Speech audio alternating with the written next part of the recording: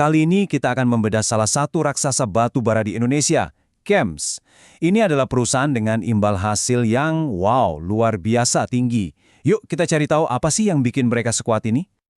Oke, langsung aja kita mulai dengan angka yang super gede ini, 72,65%. Ini adalah return on equity atau imbal hasil ekuitas dari GEMS.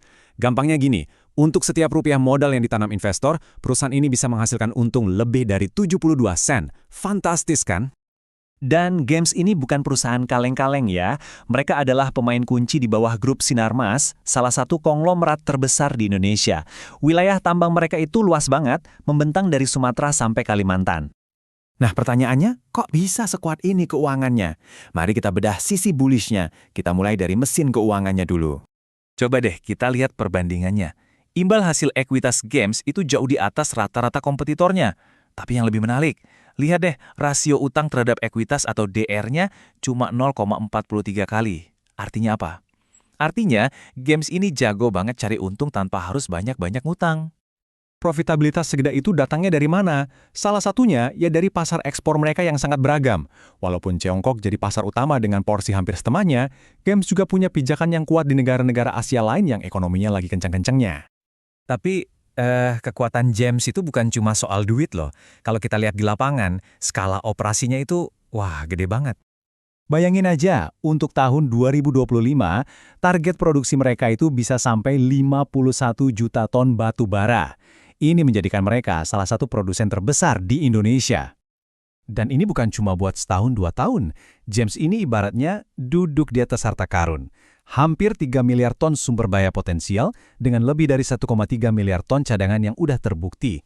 Ini fondasi yang sangat kuat buat operasi jangka panjang. Biar semua yang masif ini berjalan lancar, mereka nggak main-main soal teknologi. Mereka pakai strategi yang namanya Mining 4.0.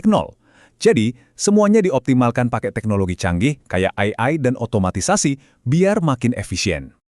Oke, tadi kan kita bahas yang bagus-bagusnya. Tapi ya namanya juga investasi, pasti ada resikonya.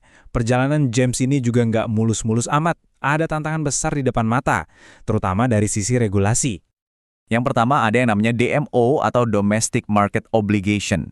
Aturan ini maksa GEMS buat jual 25% produksinya ke pasar lokal dengan harga patokan yang seringnya lebih murah dari harga ekspor. Nah ini jelas kan, bisa ngegerus potensi pendapatan mereka. Apalagi ada wacana mau dinaikin jadi 30%. Berikutnya, siap-siap juga ada bea keluar baru yang berlaku mulai tahun 2026. Ini pajak langsung untuk tiap ton batu bara yang diekspor. Jelas, ini bakal memotong margin keuntungan mereka. Terakhir, ada aturan free float dari bursa saham. Gampangnya, saham yang bisa dibeli publik itu harus minimal 15%. Nah, GEMS ini belum nyampe.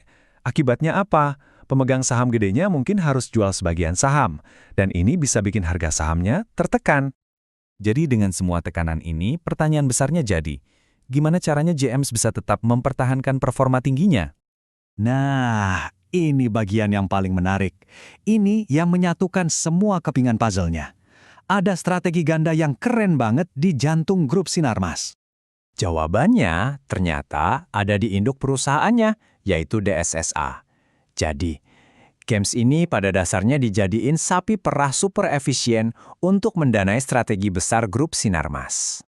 Uang triliunan dari dividen GEMS itu larinya kemana? Ya ini dia, dipakai buat mendanai investasi hijau DSSA yang gede-gedean, mulai dari pabrik panel surya raksasa, tenaga panas bumi, sampai infrastruktur digital. Jadi, intinya di sini ada ketegangan. Di satu sisi, GEMS ini mesin cetak uang yang luar biasa kuat. Tapi di sisi lain, ada risiko jangka panjang dari regulasi dan tren transisi energi global yang nggak bisa diabaikan begitu saja. Ini yang bikin kita mikir, apakah GEMS ini sebuah strategi yang brilian, yaitu pakai untung dari energi zaman sekarang untuk bangun infrastruktur hijau masa depan, atau jangan-jangan ini cuma peninggalan masa lalu yang indah, tapi eranya bakal segera berakhir?